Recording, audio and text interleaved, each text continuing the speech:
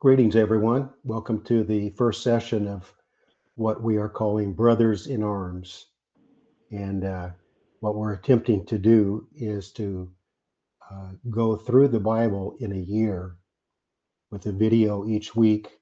And it's based on the daily Bible readings that the Liberty Church is going through together. We did it last year. We really enjoyed it. It's a chronological method of going through the Bible in time order, and it was real interesting to do that. Then so we do that at home, of course, every day. And then on Wednesday nights, we would meet to discuss the week's readings. And that was really interesting. The things that people brought up, each one read different things into the week's readings. And so sometimes the questions or topics that were brought up were quite interesting, different maybe than what I would have brought up. But it led us into some really good discussions.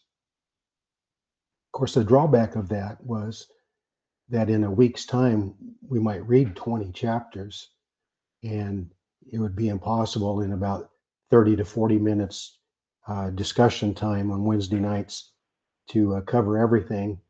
So many weeks we would just maybe get off on a line of thinking on one particular part of the week's reading, and it would take up the whole time.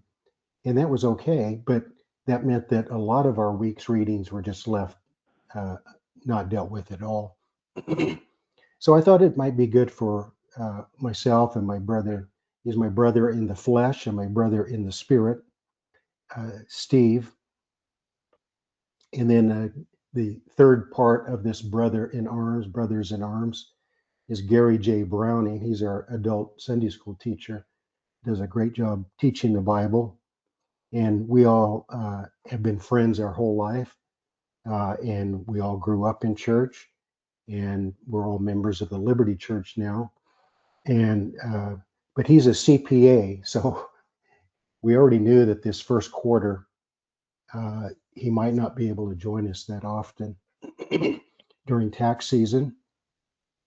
I'm gonna have to excuse my voice. I'm getting over a pretty severe case of the flu I've had for a week, and I'm pretty much over it, but my throat and my congestion is still here. So I may, as my brother Steve and I say, I may talk like our dad did when he was not feeling well. His voice would get real weak and talk out of his throat instead of his lungs. And that's how I sound right now. So hopefully my voice will be better in weeks ahead. But uh, anyway, this idea of discussing in a little bit more depth our weekly Bible readings. But we don't claim that this is going to go, completely in detail or depth. This is not intended to be a seminary level Bible study, uh, but we hope to go into more detail on the weekly Bible readings and give some of our thoughts. We may not be able to cover everything, probably not.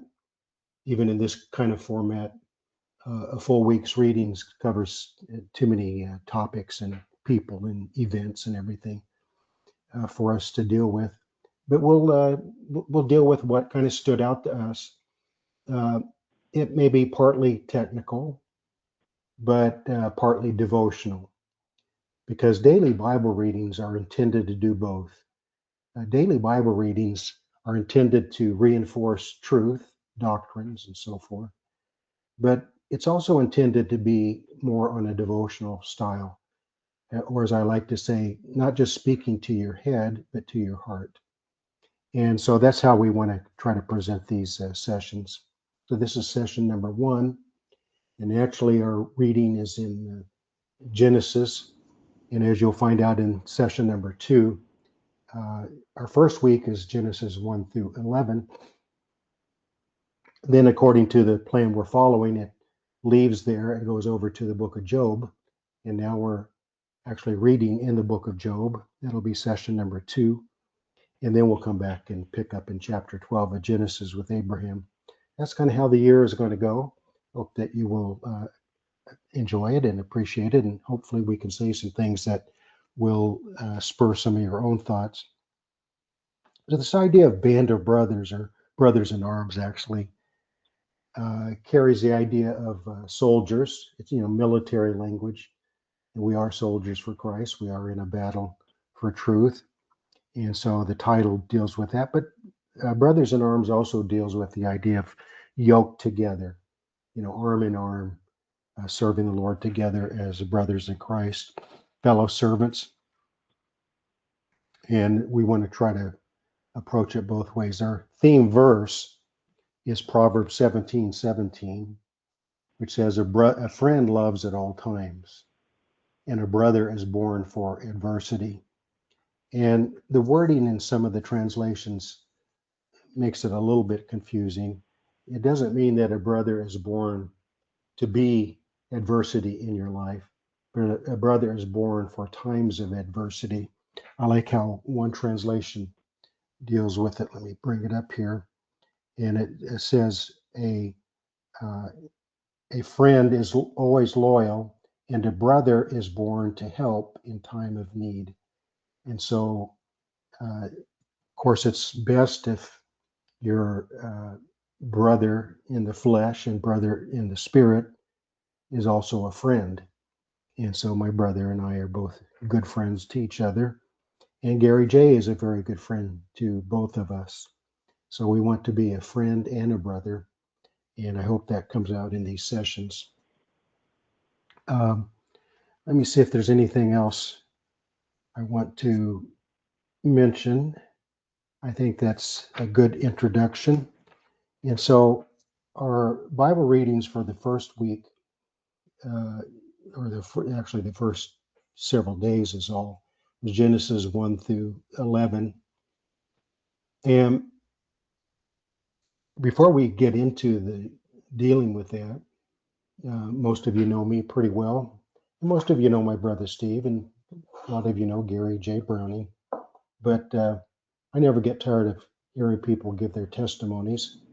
And I've asked my brother to give a brief biographical testimony of his spiritual journey. So go ahead, Steve. My name's Steve Howard, kid brother of Rick. We were both raised in a very solid church, the Airport Missionary Baptist Church in Modesto. Attended all of our young lives, and I experienced and saw some of my peers at that age receive the Lord as their Savior, and I always wanted to have that. And at age 15 years old, I was under great conviction at the end of December on a Sunday night, and I gave in to the convicting spirit. I cried out for God to save me, and He saved me that night.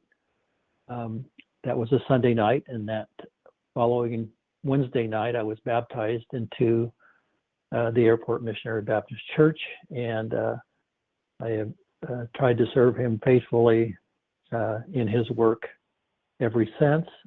I have been a member now at Liberty for over 30 years. I've gained many friends and have learned a lot of things from our pastor. And so this attempt to try to dig a little bit deeper in our daily Bible readings, I'm looking forward to it. It'll be a stretching experience for me. So appreciate those of you who would be watching, and would encourage any feedback from any that hear things that may spark interest or other opinions, because as was already mentioned by Rick, time will not allow for us to do a deep dive into the many chapters that we're reading every single week. The next thing I wanted to mention very quick before moving on is Rick mentioned what we're doing on Wednesday nights as a church. I spoke to an individual pastor recently that wanted to attempt to do this on Wednesdays, and I said to him, I think one of the most important points to bring out on Wednesday night is that it's not a pastor-led or a single person-led lesson, but that it is those who attend on Wednesday night, it is, as our pastor always asks, what did you read this week that prompted you, that encouraged you, that stood out to you? And that platform has allowed many who would not typically speak at all in a service. Many times they carry that service for us with their thoughts and their comments. So I appreciate the way we've been doing that on Wednesday, but as Rick mentioned, it also then doesn't allow time always for us to get into some deeper points or some greater points that we may want to cover. So hopefully we'll be able to do that on this platform and in these sessions. Thank you, younger brother. As I like to tell people, he and I slept in the same bed for a number of years. And as his big brother, I'm glad I didn't mistreat him too much, so that now the payoff is here. He's willing to do this kind of thing with me. But as I like to tell people, I would kind of push him around, because I grew up early. I was at full height by the time I started high school, 6 foot. And Steve did not grow up as fast as I did physically. And so I was able to use my size advantage against him for a good part of our life. But then all of a sudden, about his sophomore year in high school, he took a growth spurt, both height and strength. And I began to learn to use words more than brute force with him from that time on, because he kind of overtook me in those areas. But he's been a great help and blessing to me in my life, him and his wife, Karen, and continues to be that to the Liberty Church and to a lot of churches. He's well thought of, respected in many different sister churches. So Genesis 1 through 11, I wish I had the words to express. This last time we read through the first few chapters of Genesis, it just really struck me again how beautiful those chapters are. What an anchor they provide to us, and how much there is in those first few chapters. Uh, I think we make a real mistake if we just only limit it to a couple of major ideas like creation and then the fall into sin, and kind of leave it at that. There is so much in these opening chapters eh, that are quite doctrinal, very deep doctrine. In fact, the last number of years, I've been asked to lead out in the questioning of people being ordained to be pastors. And the last several times, especially, I've gone straight to Genesis 1 and brought most of the questions during that ordination service from Genesis, the first 3 chapters, because basically the rest of the Bible is the outworking of the first 3 chapters of Genesis. And right away, we're introduced into some major doctrines. We're introduced to the doctrine of God, and not just God, but God in 3 persons, the Trinity. Because you start off with God, and then all the way through, it uses the idea of God said, God spoke.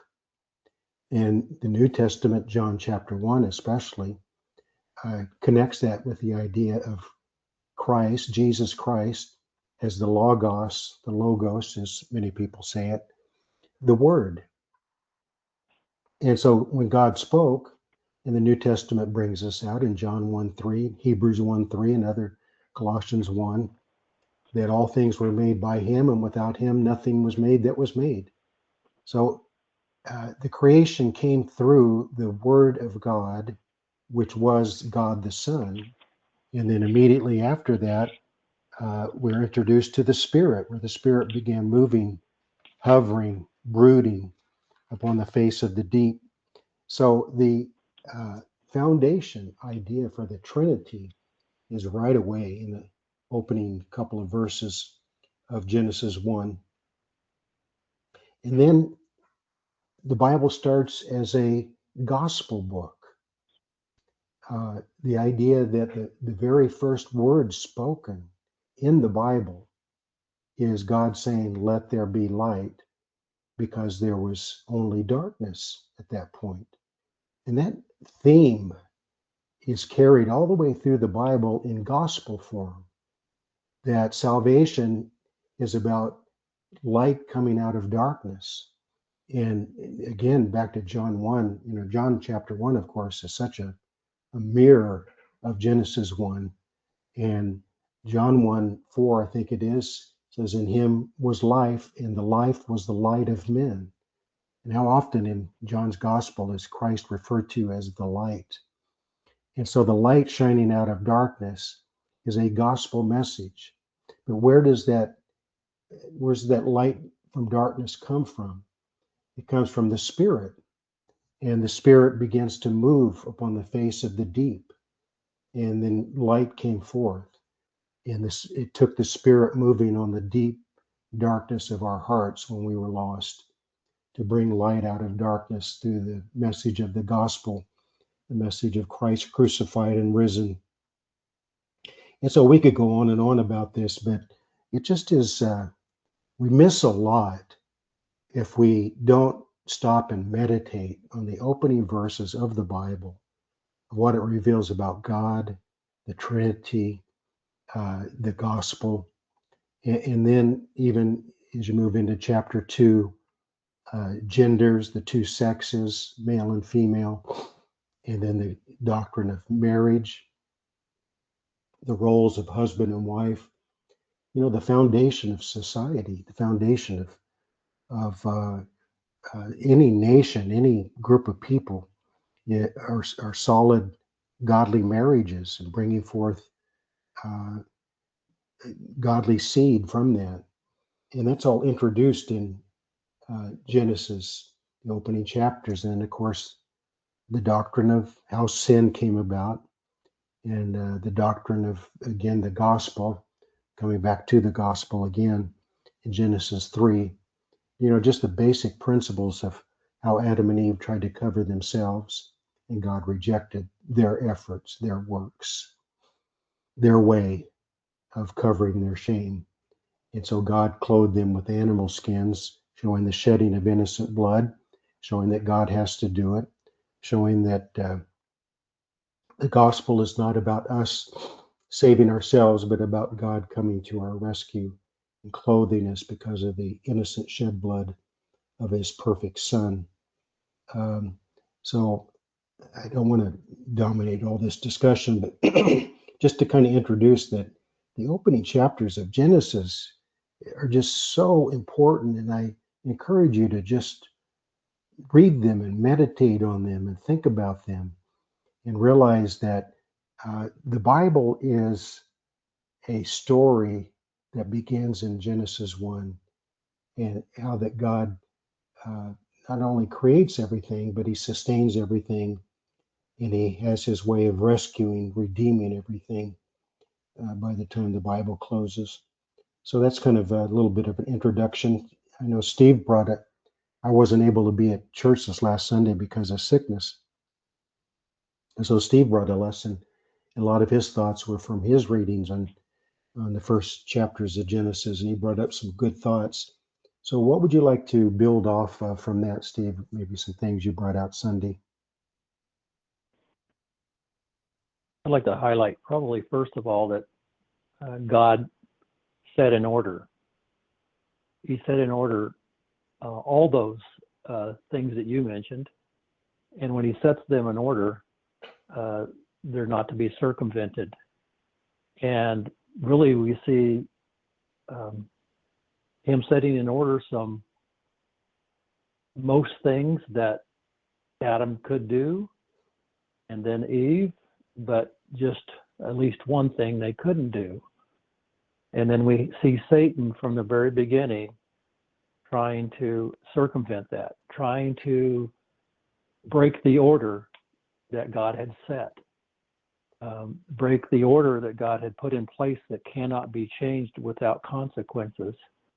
And the entire Bible seems to be full of Satan making an attempt to mess up that order, to have human beings being willing to push back against that order, to say that darkness is light and light is darkness.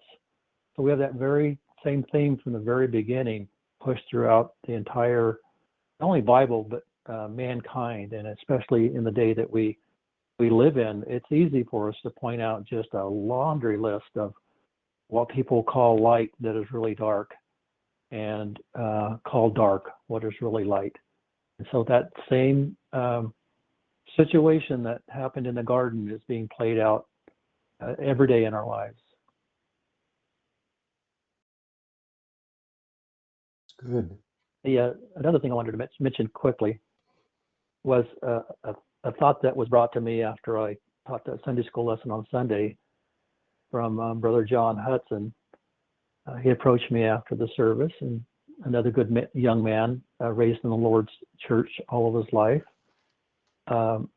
He said that he's always felt like God used Moses in the Old Testament the same way, similarly to how he used Paul in the New Testament.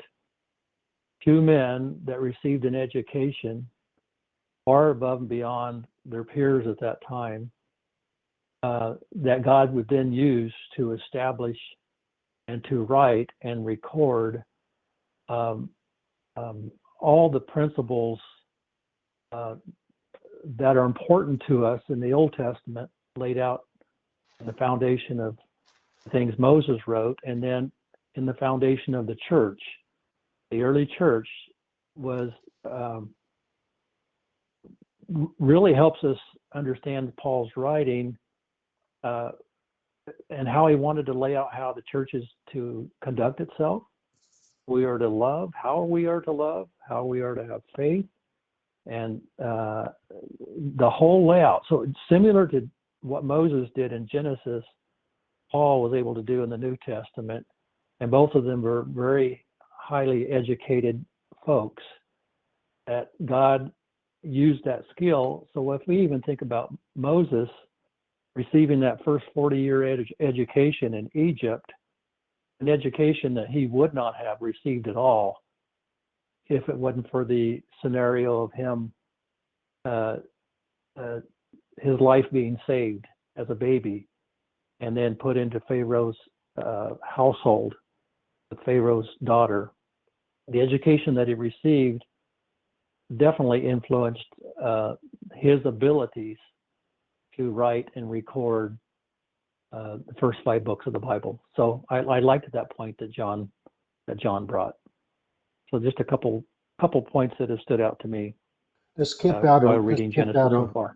Let's camp out on that for just a minute, because it brings up something really. And you brought this out Sunday. I heard you bring it out Sunday, and I brought it out through the years. That the layout of the first 11 chapters, when we think about Moses writing it, he was writing it on their journey from Egypt to the Promised Land. So he had a purpose in mind. His purpose was not to give a detailed account of history. And when you think about the first 11 chapters, basically, you're looking at just maybe 3 major events: the original creation, and then the fall, and then the flood, and then the Tower of Babel. And in between those, you have a couple of genealogies that connects the bloodlines. And as you said Sunday, you held up your Bible with Genesis 1 through 11, and you might do that right now for visual effect, because that is half of the Old Testament, over half of the Old Testament history, and about half of the entire Bible history. Because those first 11 chapters, just a few pages, you hold them up compared to the rest of the Bible, but that covers a couple thousand years, and only about 3 major events are dealt with briefly. And there's a lot more that happened during that time. We're only told a little bit about Enoch, but his life must have been fascinating. And the Lord took him at about half the normal age. And he prophesied about the coming of the Lord in the book of Jude, that the Lord is coming with 10,000s of his saints to execute judgment. So these pre-flood people had a lot more knowledge about things than we give them credit for. And if a man like Enoch had that much insight, I mean, you can use Jude's reference to Enoch of his prophecy about the return of Christ and build your entire lesson framework on the end times and the return of Christ just from that prophecy, because it lays out the kind of the overall order of things.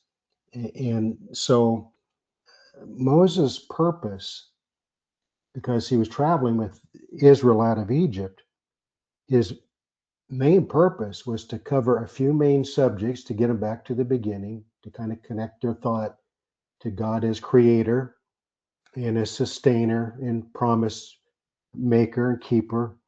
And then he wanted to race as quickly as he could to Abraham. And then he slammed on the brakes. And the rest of the Old Testament is the first gear version. You might say the first 11 chapters are the fourth or fifth gear version. He races through and then he puts it down as low as he can go once he gets to Moses. And then the question is sometimes brought up, how could Moses, and you brought this up again Sunday, you may want to mention some more about it. How could Moses have known all of that information? Well, of course, you mentioned inspiration is the primary thing. But you look at those genealogies, it only takes a couple of people to get from Adam to the flood. So easily transferred to Noah. And then Shem lived throughout the lifetime of Abraham and into Isaac's life. So you're talking about just a small handful of people to get the information to Abraham, Isaac, and Jacob. And then, of course, you mentioned Moses' role in Egypt, of how much knowledge he had. Joseph was not a slacker himself. He was trained in all the wisdom and knowledge of the Egyptians. And so Joseph, no doubt, was a great record keeper and very detail oriented, the way he organized the famine and the feeding of the nations and the arranging of bringing his family down to Egypt. He was very smart, very organized, very detail oriented. So I'm thinking that the information Moses got when he was a ruler in Egypt, a lot of it came from the record keeping that Joseph had made. And so, you just talk about a small handful of people to get all of the details of that history to Moses. And then from there on, it's easy from there on. But to get it to Moses is actually much simpler than we might realize. Is there something you wanted to add to that? Well, the bringing up Joseph is a really good point that I didn't bring up on Sunday. But what I didn't bring up on Sunday, a point that I had was, the points that I had was handed down from generations. Of course, the work of the Spirit, as mentioned in 2 Peter and 2 Timothy, about God gave to men what he had them to say and record. But we have people like Peleg. Peleg, if you do the math, if I do the math right, he even lived till the time of the birth, or really close to the time of the birth of Abraham. So just 5 generations before Abraham, we have Peleg, who would have told his story, that we have very limited information, as you mentioned, like we do with others. And is in the days of Peleg when the earth was divided, the land was divided. And so that information, his firsthand experience, he would have shared that easily with his son Rehu and Serug and Nahor, and of course Nahor is Abraham's grandfather.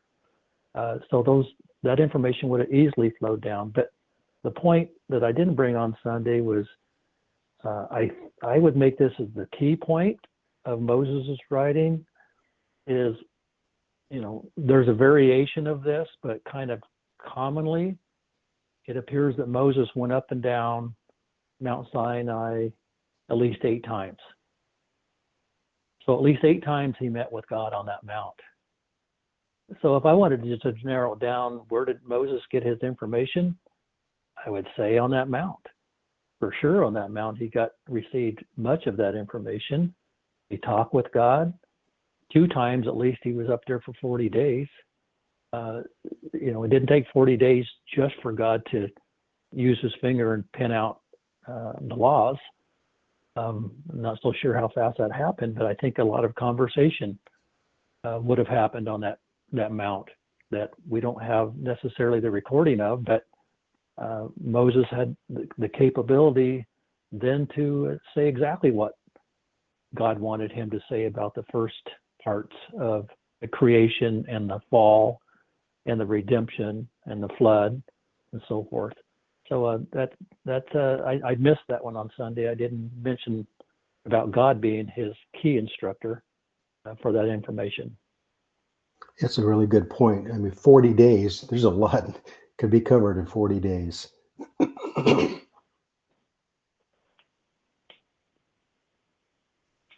So in the first 3 chapters, especially of Genesis, we get the whole idea of the Garden of Eden and the role of Adam and Eve in the Garden of Eden to tend and keep it, which is real interesting language, because that's the same language later used about the priests in the tabernacle and temple, to tend it, to take care of it, and to keep it, meaning to guard it.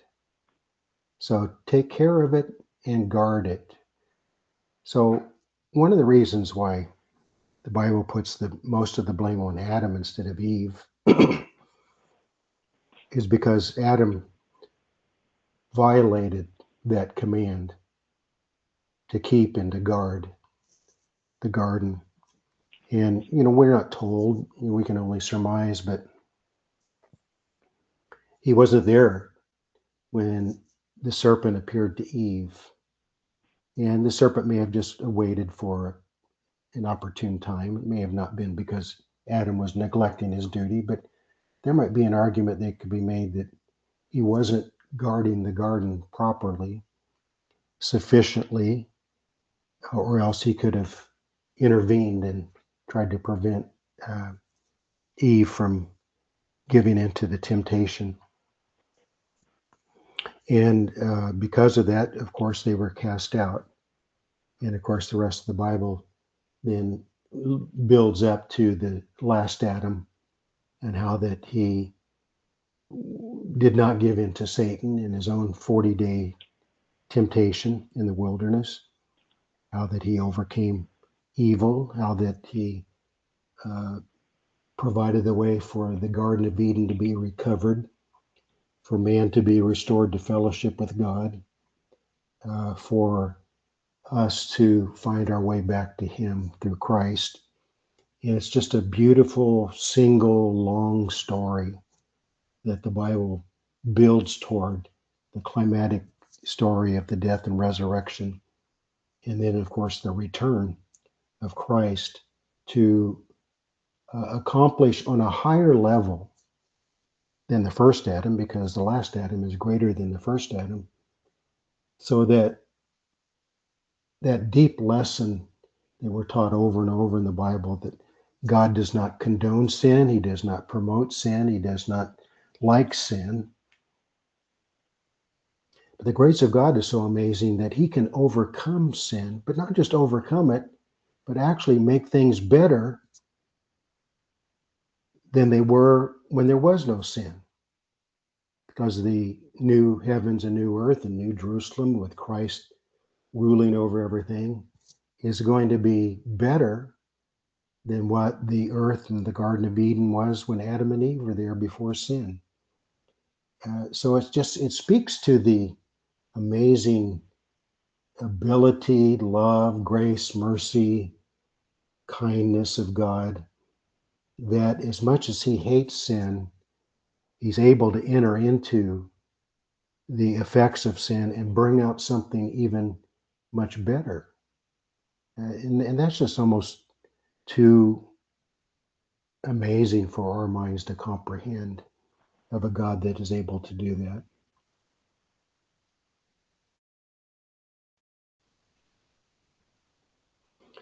And then we have, of course, once they did sin and God started dealing with each of them, he dealt with Satan first, and that we call it the proto-evangel, the first gospel proclamation in Genesis 3:15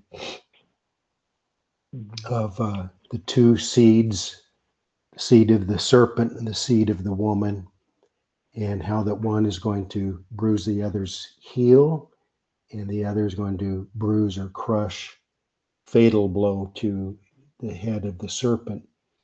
And that is basically the gospel story of how Steve brought up how that Satan all along the way will continually bruise the heel of Christ and his seed. Because in that message of Genesis 3:15, we have what is developed throughout the Bible and is very important to understand, the idea of both the corporate seed and the personal seed. Both the good and evil, the seed of the serpent and the seed of the woman, there is both the corporate seed and the personal seed, which will be mainly highlighted at the end by the Antichrist as the final version of the seed of the serpent, and then of Christ as the seed of the woman, and that final clash between those two, which we know the outcome of that is Christ will crush the head of the serpent, meaning the Antichrist, and his father, the devil, and the false prophet, and gain total victory. But the ongoing part of it is that the seed of the serpent will continually bruise the heel. And Steve and I both grew up playing a lot of sports. And I don't know if I've ever asked Steve this, but I remember one time I developed a really bad heel bruise. And that's part of the reason is because we used to insist on playing baseball barefoot because we could run faster. And I think it was one time I had to jump over the fence to get a home run or something, playing outfield on the blacktop. And I bruised my heel really bad. And I could barely walk for like a week. And to try to play baseball or run or do PE or any kind of activity, it's very painful, but it's not fatal. But a blow to the head, of course, is fatal. And that's the idea, is that uh, Satan, through his seed, through his people, like here in Genesis 1 through 11, would be Nimrod in the Tower of Babel. Nimrod is a type of the Antichrist. He's a seed of the serpent, brags about killing people and having great power and all of that. And how God had to overcome that. So a heel bruise is painful, but it's not fatal. And Christ is going to eventually deal Satan through his man, the Antichrist, with the head blow to gain the final victory. So Genesis 3:15 is extremely important to understand as a basic beginning idea of the ongoing development of the what the Bible calls the mystery of iniquity and the mystery of godliness, working side by side throughout history, and how that the mystery of godliness, the person of Jesus Christ, will eventually gain the victory over the mystery of iniquity. There's a lot in there that can be developed, and I hope what we're kind of the things we're bringing up is not for the purpose of explaining everything, but to stir up some thoughts for your own Bible lessons and sermons and so forth. It can give you some good material to run with. You have anything to add to that, Steve? This would be the area that I would, and I did bring out on Sunday, that I believe that the time of man began. The time of man began because death began. Before this, death was not present. Death was not even a thing. Age was not even a thing. Since death wasn't a thing, we didn't have the life of Adam at this point, how long he had lived. Because at this point, death wasn't even in existence. But from this point on, death is in existence. And so when we look at timelines, many have Adam being created around 4004 BC. I have that as Adam sinned in 4004 BC, because that's when time started for man. The count of man, Adam living so many years and begetting Seth, did not start until his sin. And sin started the time line for man. So that was a point that I brought out Sunday that helped me not be so confused when people would speak about maybe the world being millions of years old, at least definitely more than 4,000 or 6,000 years old today. But there was a difference between the age of the earth, the age of creation, and then I separate that until time started for mankind 6,000 years ago when Adam sinned, not when he was created. Before that, there was no age for Adam. He may have been 1,000 years old even before, if there was such a thing, 1,000 years old, we would say, before Eve was created for him. Time had passed. He'd named all the animals. He had become lonely. He had saw how male and female animals acted towards one another. He became lonely for that kind of relationship, and God gave him Eve. So in Genesis 3 would be where I would place the time of man began. So I would put a date around the sin of around 4004 BC. It's a good thought.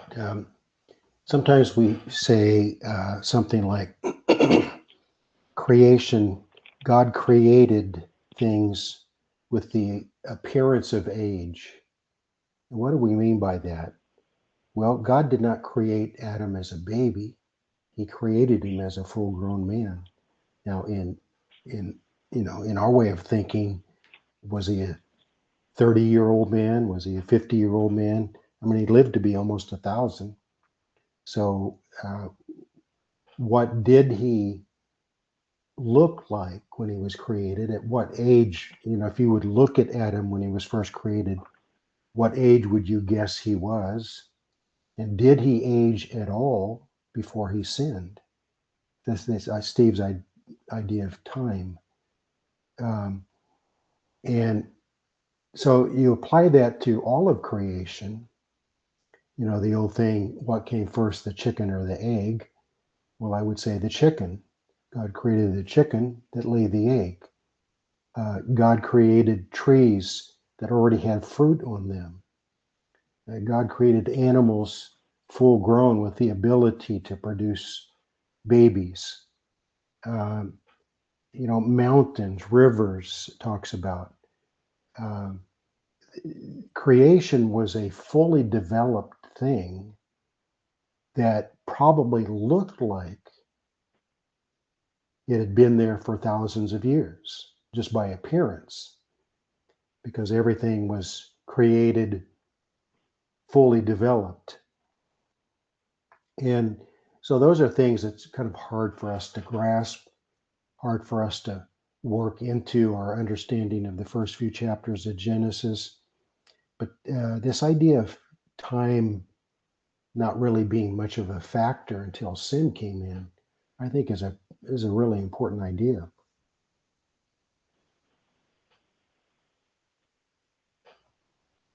And speaking of that idea of time, there's a verse in the first chapter of Genesis, in verse 14, says that God said, "Let there be lights in the firmament of the heavens to divide the day from the night.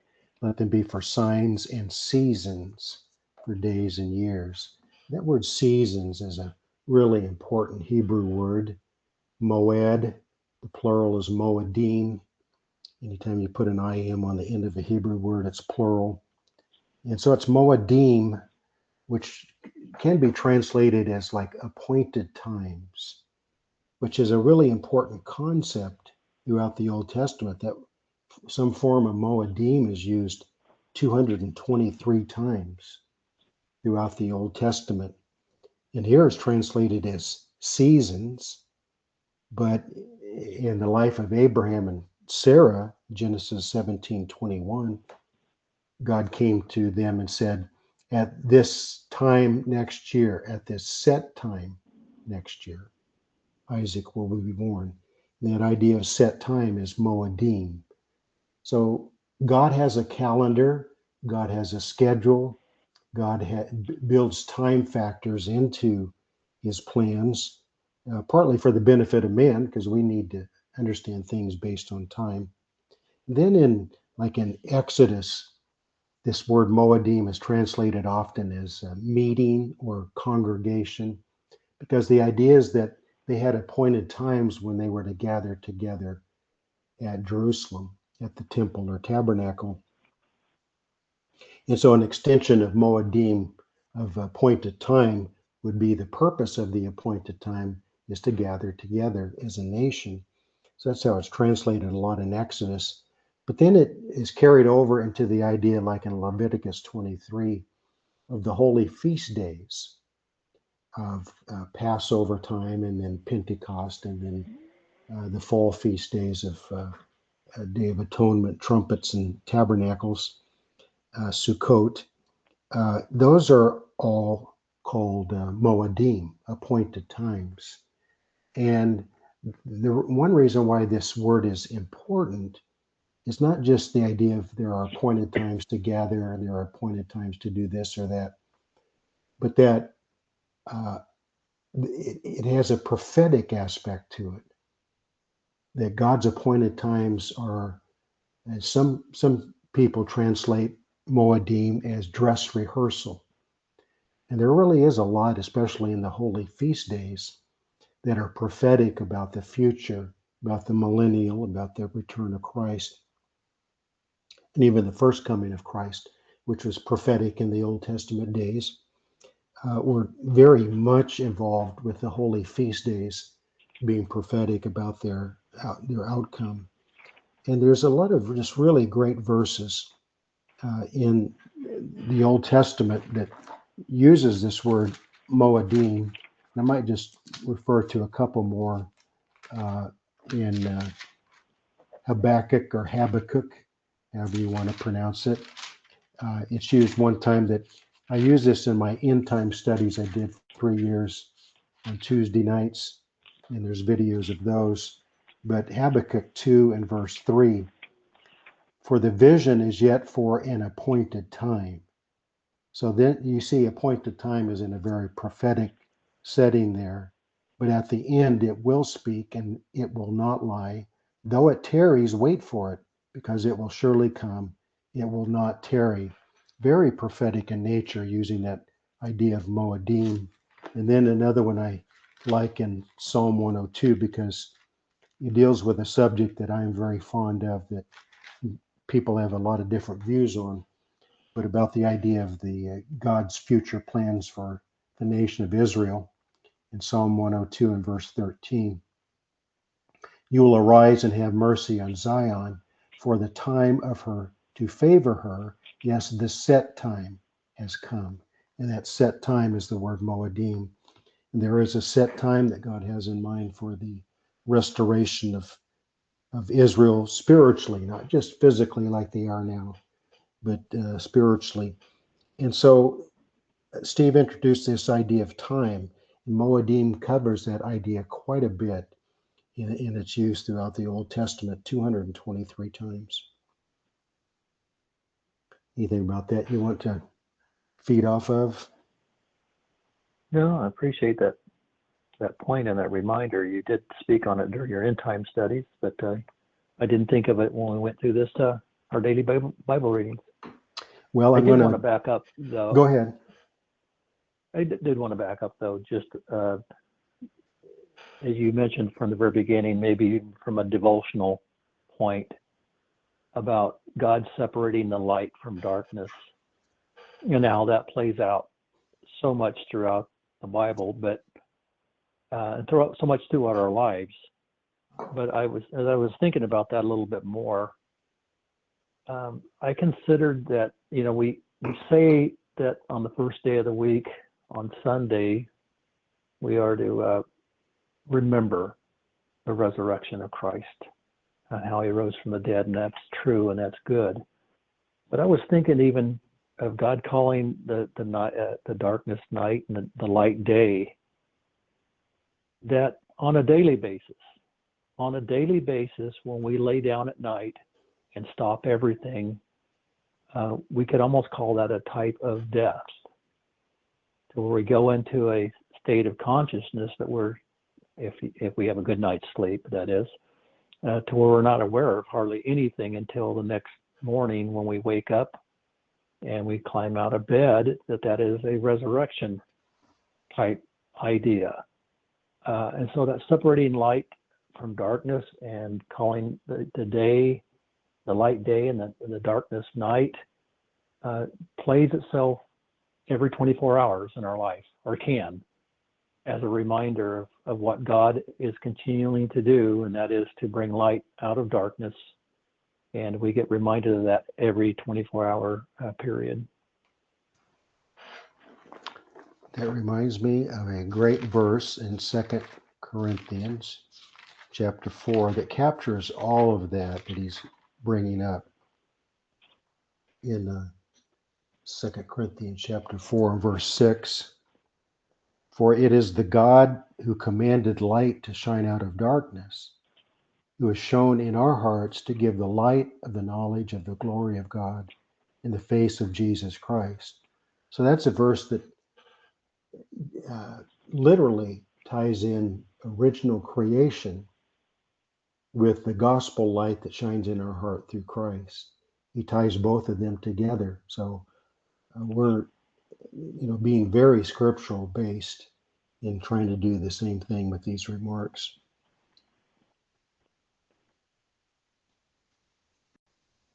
So our readings that we're dealing with today is Genesis 1 through 11, and we've mainly stayed on the first 3 chapters of Genesis, and there's a lot more that we haven't dealt with yet, like the flood. We've mentioned the Tower of Babel a little bit, and we mentioned Enoch a little bit. We haven't mentioned the flood much at all. Is there anything about those chapters that you want to bring out in general for maybe people to think about? Well, from a devotional standpoint, again, how important over 30 years ago, the statement in Hebrews 11 about by faith, Noah built an ark for the saving of his house. That was a very timely message presented on a Sunday night at Liberty over 30 years ago. That was where I was in my life. Why is this happening? This sure is hard. And that message encouraged me, but it's worth it. It's for the saving of your house. It's tough. Noah has it tough. His family had it tough, doing all the work to get ready and for that to happen. But he came out the other side, and his family was saved through the flood. So by being in the ark, and that was an important point of that message too. So if I was just going to sum up the whole flood story very quickly and apply it to us, I would start in Hebrews 11.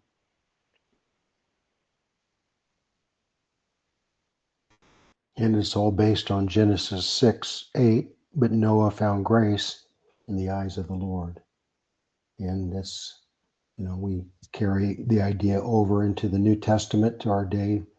It's all by grace through faith, God's grace working in our lives. We hope to exhibit a little bit of faith that can honor him. And without faith, it's impossible to please him. So Noah certainly had faith that other people did not have. And that was a devastating thing. In this, I think you brought this up Sunday too in your lesson. You might want to expand on a little bit. But in any discussion about the age of the Earth or how long it took for the Grand Canyon to form, and we try to apply again back to time. We try to apply how long in time would it take a river to form the Grand Canyon? So we say, well, billions of years and all that kind of thing. But we underestimate the effects of the flood on everything, on the geography, the topography of the earth. Not only were there great earthquakes, probably volcanoes, the fountains of the deep burst forth. We read that and we think, well, what does that mean? Well, that probably means great earthquakes and great volcanoes and great tidal waves, all that kind of thing. And then the heavens opened up. And the weight of that water on the earth, with the earth revolving, so the physical effects on the earth in just a single year's time would easily make it look like, millions and billions of years have passed. And we read stories about finding seashells upon mountains and high up elevation. And so they conclude that at one time there was an ocean up that high, but most of the time they don't want to admit that there was a flood like the Bible talks about. But the flood can answer a lot of those questions if we allow it to be a major part of the discussion. If you leave out the flood, then you're going to leave out a key piece of information that answers these kind of questions. Those are good points about the effect of the flood, and probably as much as anything, not only the depths opening up, but the receding of that water.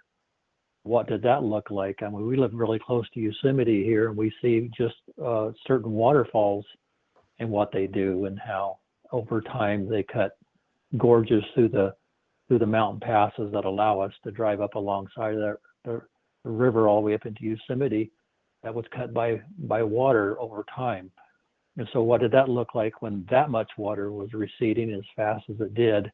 Number one. And number two was remembering that a Bible teacher taught me one time that in certain parts of the hemisphere, there would have been great large glaciers during the flood, great sheets of ice that we can't imagine how large they would be, that were now floating around the world. And so again, when the waters receded, those great chunks of ice, what did that look like? They definitely have shown through science at least that they believe many of those gorges were cut by ice.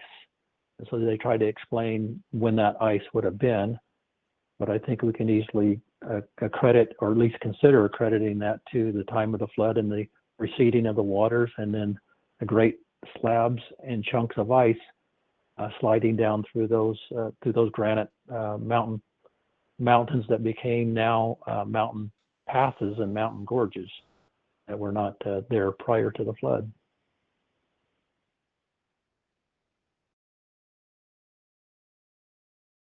Maybe one thing I'd bring up about the Tower of Babel that I brought up through the years is how God looked at what they were doing and how he dealt with it in such a severe way by confounding all the languages. And because they were of one language, one tongue, and we could really say something about that today with the internet. We have the ability to be of one language again. And when they were of one language, it resulted in a tragedy called the Tower of Babel, where they were trying to, in some way, there may have been several purposes in the Tower of Babel. Probably one of them was to attempt to build something that if there was another flood, maybe they could have a place of safety above it. Um, anyway, it was just their way of trying to get around what God was wanting from them. It was rebellion against God based on how he dealt with it. But the thought that's really struck me through the years is that because of confusing the languages and the different cultures that develop because of that, the different racial feelings, the different hatred of groups toward each other. And a lot of that is based on what happened at the Tower of Babel and God confusing their languages. Uh, how difficult it is to learn another language. And throughout history, if people couldn't read and write, it'd be almost impossible to learn a different language. So it automatically would cause you to mistrust, to think the worst of someone who spoke a different language you couldn't communicate with. And you could see how so many wars and strife and death and murders and hatred and terrible things have resulted from the confusion of languages. But the amazing thing to me to think about is that God still looked at that as better than their language staying the same.